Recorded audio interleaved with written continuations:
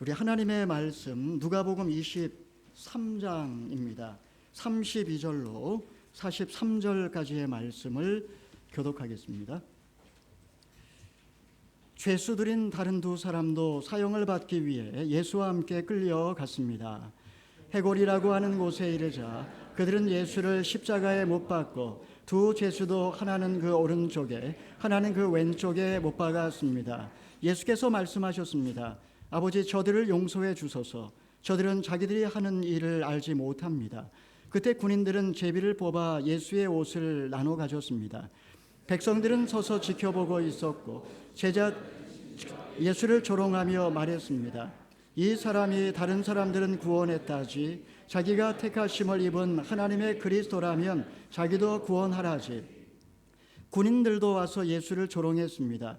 그들은 예수께 신포도주를 들이대며 내가 유대 사람의 왕이라면 어디 너 자신이나 구원해 보라라고 말했습니다. 예수의 머리 위에는 이는 유대 사람의 왕이라고 적힌 패가 붙어 있었습니다. 십자가에 달린 죄수 중 하나가 예수를 모독하며 말했습니다.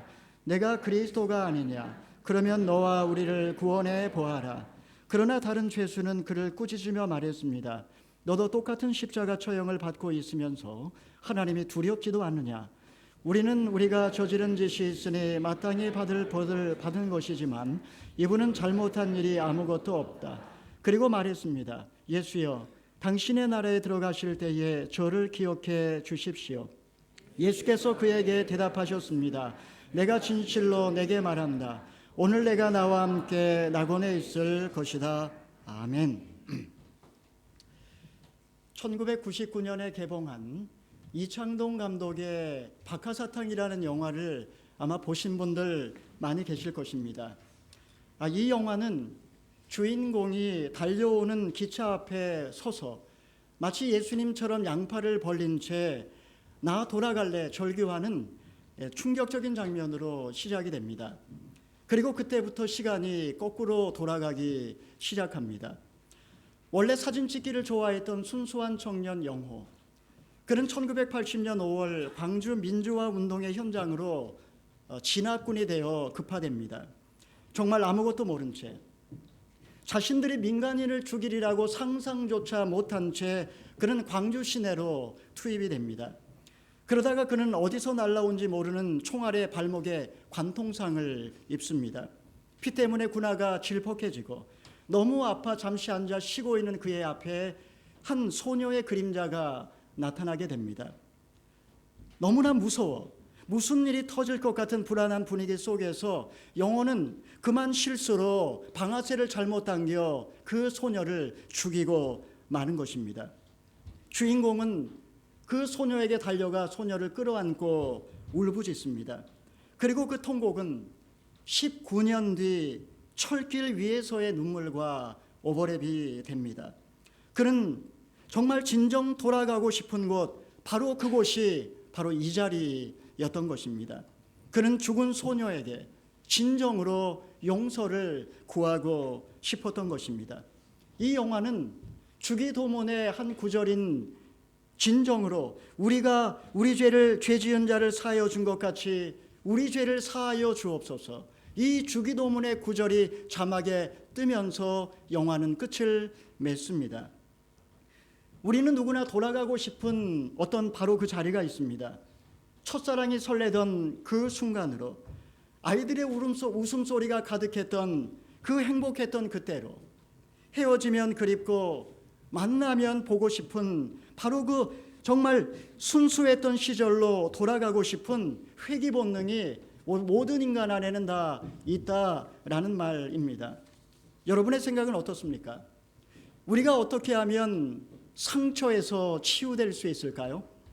어떻게 하면 깨어진 관계가 회복되고 다시 그 자리로 돌아갈 수 있을까요?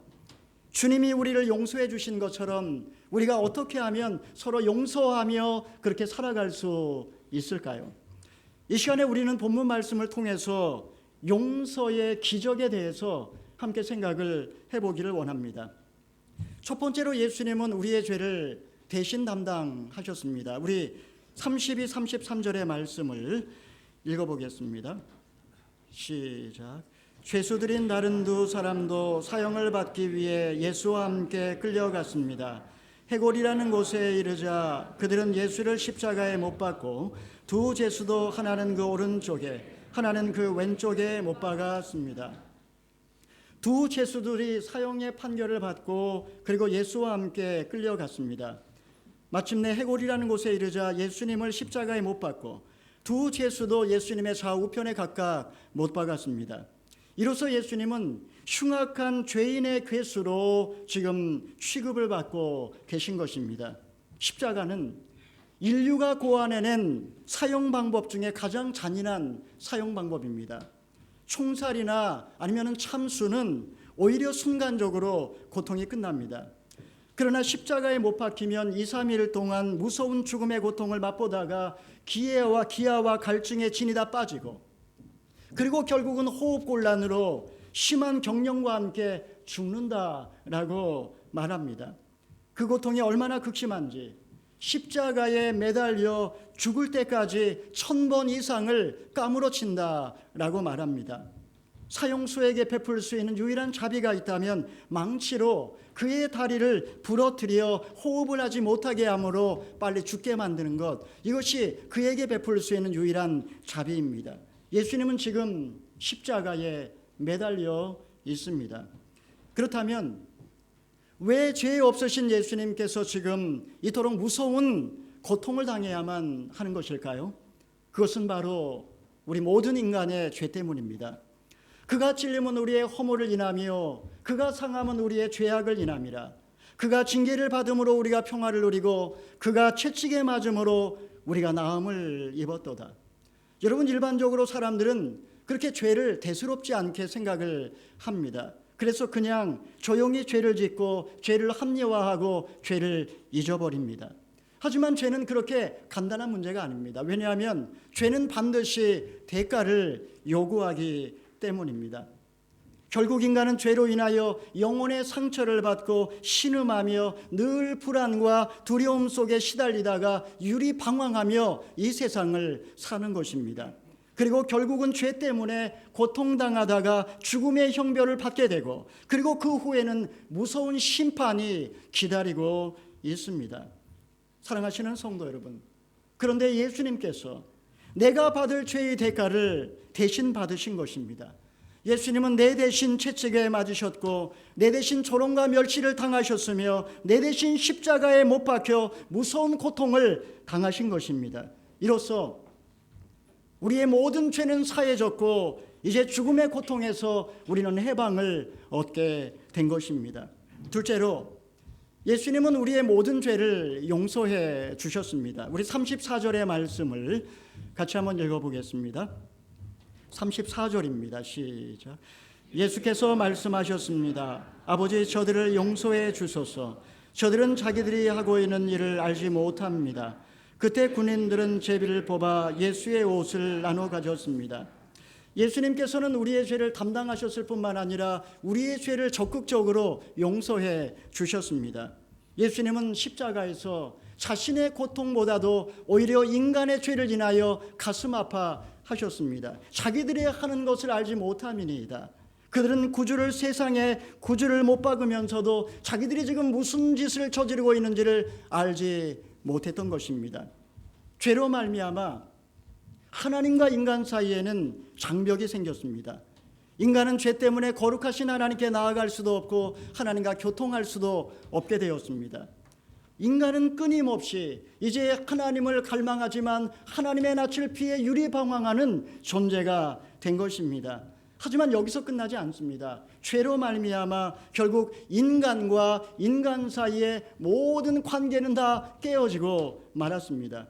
여러분, 인간은 나에게 해를 끼친 사람을 용서하지 못하고 복수심을 품고 원수를 갚습니다.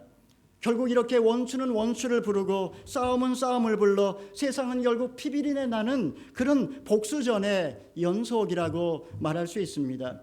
인간 사이에 많은 문제가 있지만 한번 생각해 보십시오. 이 세상의 많은 문제들이 어디에서 출발할까? 결국은 어찌 보면 서로가 서로를 용서하지 못하기 때문에 생기는 문제들이 아닐까요? 사무엘하 13장을 보게 되면 다윗 왕가의 비극도 압살롬의 복수심에서부터 시작이 됩니다. 암논이 압살롬의 누이 동생 다말을 연애하고 강간하고 버립니다. 이에 압살롬의 마음에 무서운 복수심이 끌어올랐고 결국 기회를 노리다가 그를 죽여버리고 맙니다. 이처럼 사람들은 용서를 못하고 어떤 모양으로든지 원수를 갚고자 합니다. 결국 해소되지 않은 원한은 이렇게 복수를 낳고 마는 것입니다. 당대에 갚지 못하면 자식에게 원수를 갚아달라는 그런 한 맺힌 유언을 남기기도 합니다. 보통 우리가 중국 무협 영화를 보면 죽기 전에 원수를 갚아달라고 아버지가 유언을 남기고 죽죠. 여러분, 이것이 그냥 세상 역사일 뿐만 아니라 사실은 우리가 세상을 살아가면서 매일매일 고민하는 인간관계의 문제이기도 합니다. 그렇기 때문에 수녀인 우리 이혜인 수녀는 용서의 꽃이라는 시에서 다음과 같이 고백을 했습니다. 그토록 모진 말로 나를 아프게 한 당신을 미워하는 동안 내 마음의 잿빛 하늘엔 평화의 구름 한 점 뜨지 않아 몹시 괴로웠습니다. 문제는 용서하지 못한 사람의 마음에 끊임없이 갈등과 괴로움이 있고 그 마음 자체가 지옥이라는 데 있습니다. 여러분, 인간의 마음이라는 것이 참 오묘합니다.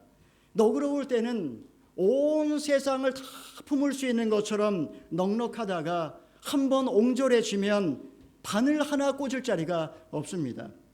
그렇기 때문에 상처 입은 영혼은 그 마음이 오그라들고 또 오그라들어서 그 사람을 용서하지 못하고 일생을 원한 맺혀 살아가는 것입니다.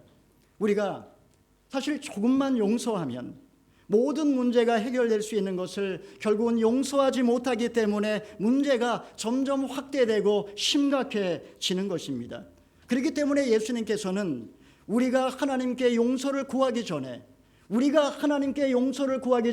먼저 죄 지은 자를 용서하라고 말씀하신 것입니다. 그것도 70번씩 7번이라도 말입니다. 예수님은 지금 십자가상에서 친히 용서의 본을 보여주고 계십니다. 이로써 하나님과 인간과 인간 사이에 모든 원수된 것을 소멸하시고 모든 막힌 담을 허시고 이제는 하나님과 화평할 수 있고 그리고 인간과 화평할 수 있는 새로운 길을 여신 것입니다. 오직 십자가를 통해서만 우리는 용서할 수 있습니다. 배너라는 영화를 아마 우리 장년층들 중에 많이 보셨을 것입니다. 배너는 어머니와 누이를 잡아가두고 자기를 노예로 팔았던 어린 시절의 친구 메살라를 용서할 수 없었습니다. 그는 불타는 복수심으로 마침내 아리우스 집정관의 양아들이 되어 귀향합니다. 그리고 드디어 마차 경기에서 메살라를 통쾌하게 무찌르고 죽임으로써 가문의 원한을 갚습니다. 그런데도 이상하게 분명히 원한을 갚았음에도 불구하고 그의 복수심은 여전히 해결되지 않았습니다. 이런 그가 문둥이촌에 숨어 살아가고 있는 어머니와 누이를 만나 그들을 데리고 예수님께 나옵니다. 하지만 예수님은 벌써 군정에게 체포되었고 그리고 십자가를 끌고 지금 골고다 언덕으로 올라가고 있는 중이었습니다. 예수님과 맞닥뜨렸을 때 그는 예수님에게 물 한 바가지를 떠서 드립니다. 그리고 예수님의 얼굴을 바라봅니다. 바로 그 순간에 신비롭게도 놀랍게도 그의 마음에 들끓고 있던 모든 증오심은 씻은 듯이 사라지고 어머니와 누이도 치료되는 놀라운 역사가 일어나게 됩니다. 영화는 그렇게 끝이 납니다. 사랑하는 성도 여러분, 십자가의 사랑은 우리의 마음에 응어리진 모든 원한과 복수심을 물리치는 능력입니다. 우리가 어떻게 나를 미워하고 나를 해코지했던 사람을 용서할 수 있겠습니까? 나를 학대했던 부모님을, 바람을 피운 남편을, 나에게 씻을 수 없는 상처를 주었던 바로 그 인간을 어떻게 용서할 수 있단 말입니까? 인간의 힘으로는 불가능합니다. 인간의 본성은 복수심입니다. 용서란 본질적으로 신의 영역입니다. 그렇기 때문에 예수 그리스도의 십자가의 용서, 그 용서를 우리가 영접하고 받아들일 때 우리는 비로소 용서할 수 있는 것입니다. 아버지여, 저들의 죄를 사하여 주옵소서. 스데반이 자기를 돌로 치는 자들을 용서할 수 있었던 것도, 손양한 목사님이 자기 두 아들을 죽인 원수를 용서할 뿐만 아니라 양아들로 삼을 수 있었던 것도 바로 이런 예수 그리스도의 십자가의 용서를 알았기 때문에 용서할 수 있었던 것입니다. 세 번째로, 예수님은 인간을 용서할 뿐만 아니라 인간을 구원하셨습니다. 우리 43절 마지막으로 읽어보겠습니다. 시작. 예수께서 그에게 함께 읽겠습니다. 시작. 예수께서 그에게 대답하셨습니다. 내가 진실로 내게 말합니다. 오늘 내가 나와 함께 낙원에 있을 것이다. 예수님의 십자가를 사이에 두고 좌우에 달린 두 강도의 반응은 서로 달랐습니다. 죄수 중 하나는 예수님을 비방합니다. 내가 그리스도가 아니냐? 그러면 너와 우리를 구원해보라. 그는 마땅히 십자가 처형을 받을 만한 강도였습니다. 하지만 그가 진정 회개하지 않았을 때 그의 마음은 더욱더 완악해졌습니다. 반면에 다른 한 사람은 어떠했습니까? 그는 비방하는 죄수를 꾸짖습니다. 그리고 그는 하나님을 두려워합니다. 그리고 자신의 죄를 깊이 뉘우칩니다. 염치 없지만 하나님 나라에 들어갈 수 있게 해달라고 부탁을 하고 있습니다. 여러분, 참으로 놀랍습니다. 흉악한 죄를 짓고도 어떻게 이런 기도를 할 수 있을까요? 어떻게 이런 믿음을 가지고 주님께 간구할 수 있었을까요? 그것은 십자가에서 기도하시는 예수님, 아버지여, 저들의 죄를 용서하여 주옵소서. 자기들이 하는 것을 알지 못하나이다. 이 장면을 보고 그는 바로 이분이야말로 이 땅에 오신 메시아임을 그는 알았고, 그리고 그분에게 자신의 영원한 생명을 맡겼던 것입니다. 주님은 그의 믿음대로 그에게 낙원을 허락하십니다. 여러분, 얼마나 놀라운 축복입니까? 오늘 내가 너와 함께 낙원에 있을 것이다. 내가 예수를 믿는 바로 그 순간에 너에게 구원이 임할 것이고, 그리고 너를 낙원에 데려갈 것이다. 여러분, 이것이 우리에게 약속이요 소망입니다.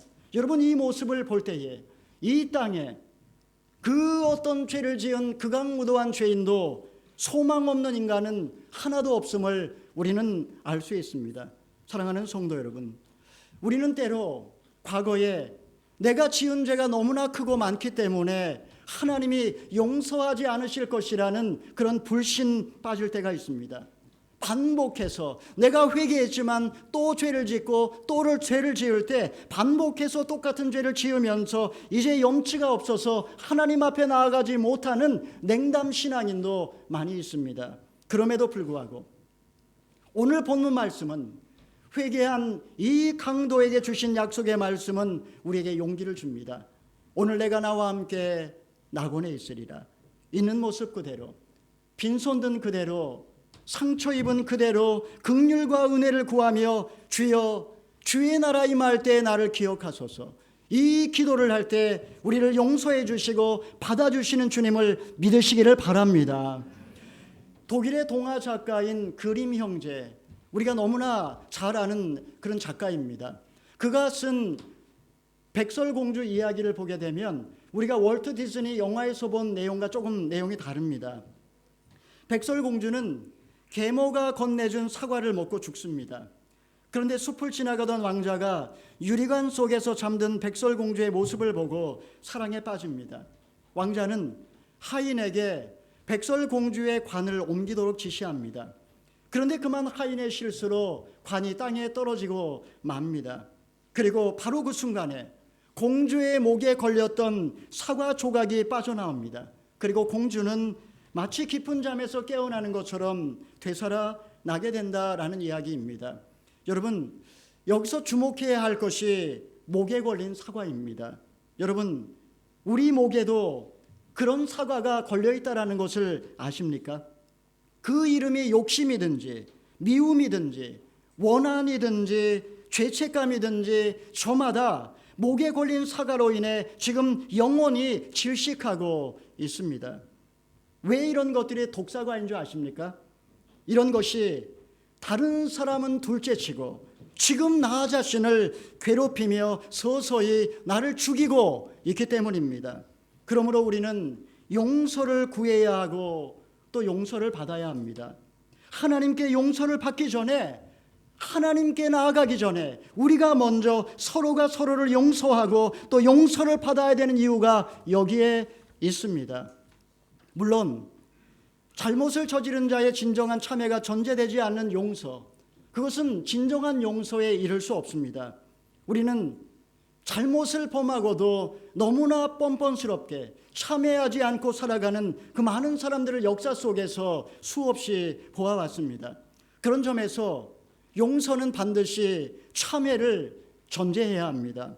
하지만 한번 곰곰이 생각해 보십시오. 우리를 속상하게 하고, 그리고 우리를 힘들게 하고, 우리를 지치게 하는 것들은 사실 그렇게 큰 문제들이 아닙니다. 가정에서, 교회에서, 직장에서, 부부 사이에, 자녀들과 성도들끼리 정말 일상 속에 주고받는 대화 속에 작은 상처 한마디 한마디가 커다랗게, 정말 엄청나게 시끄럽게 정말 우리 자신을 힘들게 하고, 그리고 시커먼 먹구름이 되어서 우리 관계를 망가뜨리고 있다라는 것입니다. 사랑하는 성도 여러분, 12월이 시작되었습니다. 2014년 마지막을 향한 새로운 출발입니다. 그런 점에서 우리의 인생은 지금 끝을 향해 가고 있다 말해도 과언이 아닙니다. 매번 새롭게 결단하고 시작하지만 결국 우리의 종착점은 끝입니다. 유대인들은 새해를 맞이하기 전에 집안에 남아있는 모든 묵은 누룩들을 다 꺼내 불태워버립니다. 우리도 새해를 맞이하기 전에 모든 누룩을 버려야 합니다. 미움과 원망과 복수심과 질시의 감정을 청산하지 못하고 우리 교회가, 우리 가정이, 우리 민족이 새해를 맞이할 수는 없습니다. 예수님은 그 몸으로 친히 우리의 모든 죄를 감당하셨습니다. 주님은 우리의 죄를 용서하셨습니다. 그리고 우리를 구원해 주셨습니다. 아버지여, 저들의 죄를 사하여 주옵소서. 지금 온 인류를 위하여 지금 주님이 처절하게 기도하고 계십니다. 이 시간에 화해와 용서의 영이 우리 가운데 임할 수 있기를 소망합니다. 여러분, 미루지 마십시오. 12월이 가기 전에 찾아가서 미안하다고, 고맙다고, 용서하라고 하십시오. 찾아갈 용기가 없다면 문자라도 보내십시오. 우리가 서로에게 용서를 구하고 용서할 수 있는 힘을 달라고 주님께 기도할 수 있기를 바랍니다. 그리하여 진정 용서하고 용서받음으로 말끔히 비워진 우리의 영혼에 하나님의 그 놀라운 사랑으로 충만하게 채워질 수 있기를 축원합니다. 아멘. 기도하겠습니다. 사랑의 하나님 아버지, 아버지여, 저들의 죄를 사하여 주옵소서 기도하신 주님의 용서의 사랑, 그 용서의 사랑으로 우리 또한 용서해 주시니 감사합니다. 나를 미워하고 해를 끼친 사람을 용서할 수 있는 믿음을 허락하여 주시옵소서. 인간의 힘으로 불가능하지만 오직 예수님의 용서의 사랑을 덧입게 하여 주시옵소서. 그리하여 새해를 맞이하기 전에 모든 욕심과 미움과 원한과 죄책감의 누룩을 제하게 하여 주시옵소서. 한 해의 끝을 향해 가는 이 시간, 진정 우리의 삶에 용서의 기적이 나타나게 하여 주시옵소서. 감사하며 예수님의 이름으로 기도하옵나이다. 아멘. 이 시간에 사도신경을 고백함으로 함께 성찬에 참여하도록 하겠습니다.